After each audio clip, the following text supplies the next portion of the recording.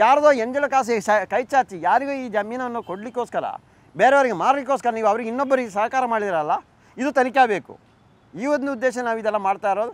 ಆದ್ದರಿಂದ ನಾನು ಇಡೀ ರಾಜ್ಯದ ಇದೇನೋ ವಿಡಿಯೋ ನೋಡುವವರಿಗೆ ಹೇಳ್ತದೆ, ಅಧಿಕಾರಿಯವರೇ ಎಚ್ಚೆತ್ತುಕೊಳ್ಳಿ.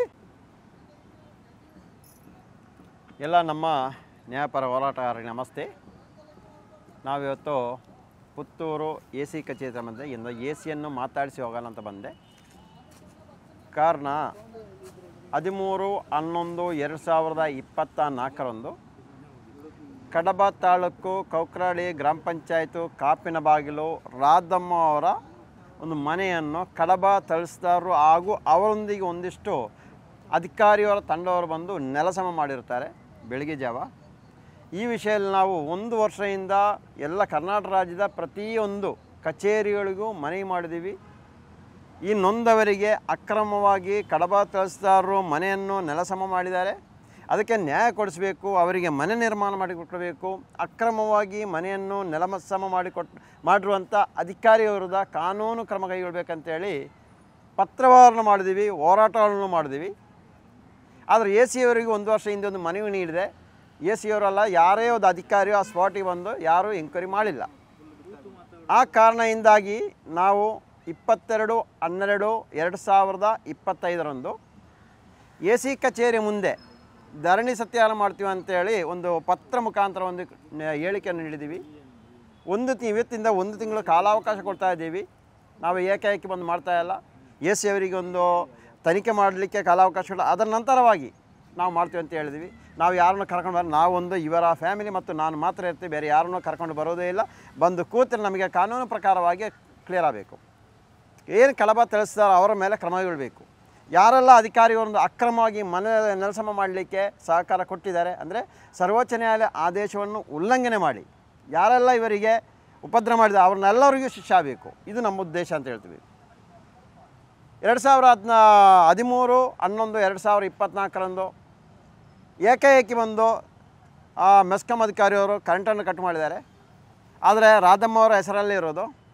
ಅಲ್ಲಿ ತಹಸೀಲ್ದಾರರು ಮೆಸ್ಕಾಂ ಅಧಿಕಾರಿಯವರು ಇನ್ನಿತ ಅಧಿಕಾರಿಯವರು ಸುಳ್ಳು ಮಾಹಿತಿಯನ್ನು ನೀಡ್ತಾ ಇದ್ದಾರೆ. ರೇಣುಕಾ ಅವರ ಮನೆ ಇದು. ರೇಣುಕಾ ಅವರ ಮನೆಯನ್ನು ನೆಲಸಮ ಮಾಡಿಕೊಡಲಿಕ್ಕೆ ಯಾರೋ ಒಂದು ಸಾರ್ವಜನಿಕ ಹಿತಾಸಕ್ತಿ ಅರ್ಜಿಯಲ್ಲಿ ಹೈಕೋರ್ಟಿಗೆ ಒಂದು ಆದೇಶ ನೀಡಿದ್ದಾರೆ. ಅದರಂತೆ ನಾವು ಇದನ್ನು ನೆಲಸಮ ಮಾಡಿ ವರದಿ ಕೊಡಬೇಕಂತ ಒಂದು ಸುಳ್ಳು ಹೇಳಿಕೆಯನ್ನು ನೀಡಿರ್ತಾರೆ. ಆದರೆ ಅಲ್ಲಿ ಅವತ್ತು ತನಿಖಾ ವರದಿಯನ್ನು ಮಾತ್ರ ಕೇಳೋದು. ಅಲ್ಲಿ ಯಾವುದೇ ರೀತಿಯಲ್ಲೂ ಮನೆಯನ್ನು ನೆಲಸಮ ಮಾಡಿ ನ್ಯಾಯಾಲಯಕ್ಕೆ ವರದಿ ಕೊಡಲಿಕ್ಕೆ ಯಾವುದೇ ಕಾರಣಕ್ಕೂ ಹೇಳಿರುವುದಿಲ್ಲ. ಈ ಒಂದು ಕಾರಣ ಸುಳ್ಳು ಮಾಹಿತಿಯನ್ನು ನೀಡಿ, ಅಂದರೆ ಇವರ ಮಗಳು ರೇಣುಕಾ ಹೆಸರಲ್ಲಿ ಹೈಕೋರ್ಟ್ನಿಂದ ಒಂದು ಆದೇಶ ಪ್ರತಿಯನ್ನು ತಂದಿದ್ದಾರೆ, ತನಿಖಾ ವರದಿ ಕೊಡಿ ಅಂತೇಳಿ. ರೇಣುಕಾ ಅವರು ಕಡಬ ತಾಲೂಕಲ್ಲ, ಕೌಕ್ರಾಡಿ ಗ್ರಾಮ ಪಂಚಾಯತ್ ವ್ಯಾಪ್ತಿಯಲ್ಲಿ ವಾಸವಾಗಿಲ್ಲ, ಅದೇ ಅಲ್ಲ ಕಾಪಿನಬಾಗಿಲು ಇಲ್ಲ. ಅವರ ಆಧಾರ್ ಕಾರ್ಡು ಎಲ್ಲ ಇರೋದು ಬೆಳ್ತಂಗಡಿ ತಾಲೂಕು ಶಿವಾಜಿ ಗ್ರಾಮಕ್ಕೆ ಸಂಬಂಧಿಸಿದ್ದು. ಯಾವ ಆಧಾರ ಮೇಲೆ ಬಂದು ಈ ಮನೆಗೆ ಇವರ ಮನೆಗೆ ಕರೆಂಟ್ ಇದೆ, ಆಧಾರ್ ಕಾರ್ಡ್ ಇದೆ, ಎಲ್ಲ ವ್ಯವಸ್ಥೆ ಇವರ ರಾಧಮ್ಮ ಅವರ ಹೆಸರಲ್ಲೇ ಇದೆ. ಆದರೆ ಇವರ ಮನೆಯನ್ನು ನೆಲಸಮ ಮಾಡಿದ್ದಾರೆ.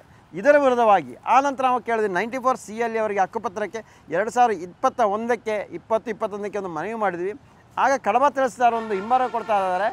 2015ರ ಹಿಂದಕ್ಕೆ ಇವರು ವಾಸವಾಗಿರುವುದಿಲ್ಲ.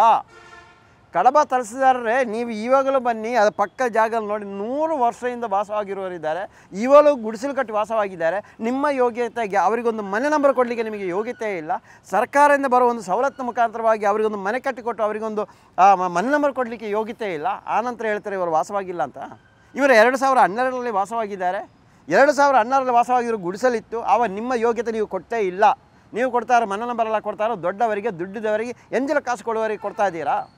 ಆನಂತರ 2020-21 ಮನೆ ಕಟ್ಟಿದ ನಂತರ ಇವರು ಕೇಳುವಾಗ ಕೊಡ್ಲಿಕ್ಕೆ ಆಗಲ್ಲ ಅಂತ ಕೇಳ್ತಿದ್ರಾ.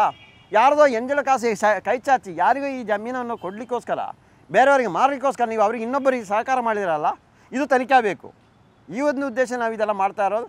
ಆದ್ದರಿಂದ ನಾನು ಇಡೀ ರಾಜ್ಯದ ಇದೇನೋ ವಿಡಿಯೋ ನೋಡುವವರಿಗೆ ಹೇಳ್ತದೆ, ಅಧಿಕಾರಿಯವರೇ ಎಚ್ಚೆತ್ತುಕೊಳ್ಳಿ, ಇವರಿಗೆ ನೊಂದವರಿಗೆ ಸಹಕಾರ ಕೊಡಿ. ಸರ್ಕಾರಿ ಭೂಮಿ ಅದು. ಇವರು ತಗೊಂಡು 2012 ಅವ್ರು ಮನೆ ಕಟ್ಟಿರಲ್ಲ, ಅದನ್ನು ಹೇಳ್ತಾ ಇದ್ದೀವಿ. ಇನ್ನೂ ಬನ್ನಿ, ಅಕ್ಕಪಕ್ಕದಲ್ಲಿ ವಾಸ ಎಲ್ಲವನ್ನು ಎಂಕ್ವೈರಿ ಮಾಡಿ.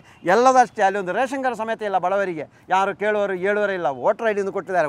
ಓಟು ಸಮಯದಲ್ಲಿ ಎಂಜಲ ಕಾಸು ಭಿಕ್ಷೆ ಬೇಡುವಂಗೆ ಅಲ್ಲಿ ಹೋಗ್ತೀರಾ ಓಟು ಕೇಳಲಿಕ್ಕೆ. ನಾಚಿಕೆ ಮಾನ ಮರೆಯಿಲ್ಲ ಜನನಾಯಕರೇ, ಇವರಿಗೆ ನ್ಯಾಯ ಕೊಡಿಸಿ ಅಂತ ಈ ಮೂಲಕ ನಿಮ್ಮ ಕೇಳ್ಕೊಳ್ತಾ ಇದ್ದೀವಿ.